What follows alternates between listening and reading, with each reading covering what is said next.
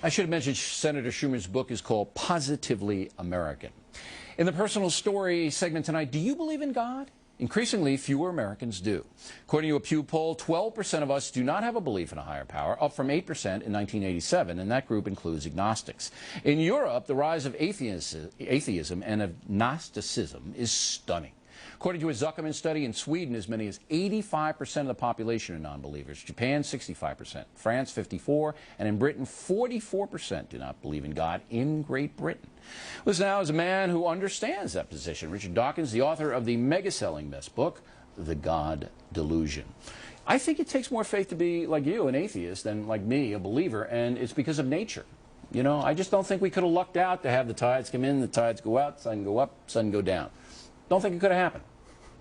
We have a very full understanding of why the tides go in, the tides go out, of why the continents drift about, of why life is there. Science is ever more piling on the evidence, piling on the understanding. But it had to get there. I understand that you know, the physiology of it, if you will, but it had to come from somewhere.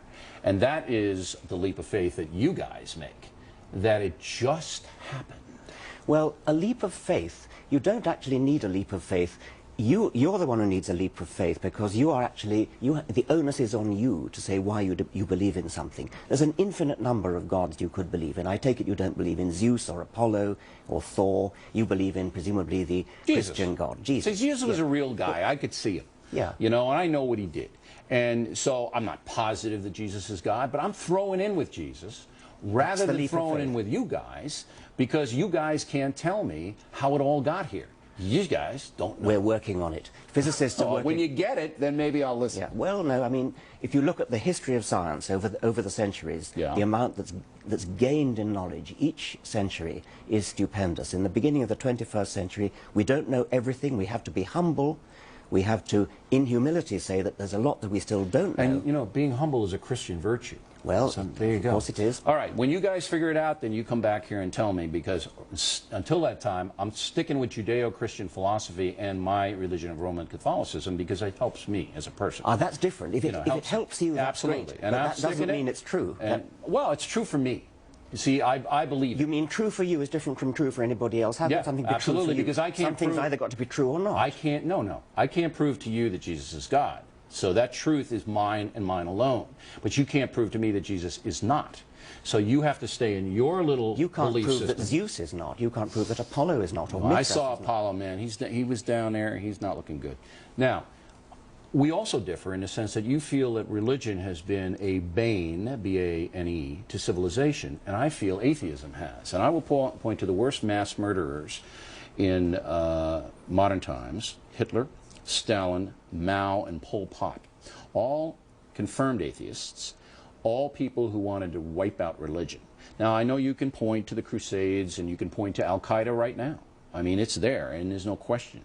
But I say that I'm throwing in with the founding fathers of the United States, which saw religion, spirituality, as a moderating influence, as a good thing if people embrace the true tenets. Go ahead. The founding fathers of the United States were secularists above all. Some of them were religious, some of them were not, but they were above all secularists who believed in keeping church and state They separate. had to because of the oppression in Europe. That was what they were, right. Precisely. But I mean, that was almost all of them, they all said a prayer before their deliberations. In their letters, and I have almost all their letters, they all reference the deity. Our Declaration of Independence references heavily. But they saw it as a moderating influence because the federal government at that point couldn't control the country. And they said, you know, if people follow Jesus, then the country is going to be better. It may well be a moderating influence. As for Hitler and Stalin and so on, I mean, of course, Hitler, by the way, was a Roman Catholic. No, he never was. He was raised in that home, yeah, well, but he rejected it early on. We can dispute that. Stalin was an atheist, no question. But Stalin did the bad things he did, not because he was an atheist. I mean, Hitler and Stalin both had moustaches, but we don't say it was their moustaches that made them evil. I don't think they had any moral foundation, any of those guys. I will say, I don't either. Your book is fascinating, and, you know, congratulations on your success. Thanks for coming on in here. Thank you very much indeed.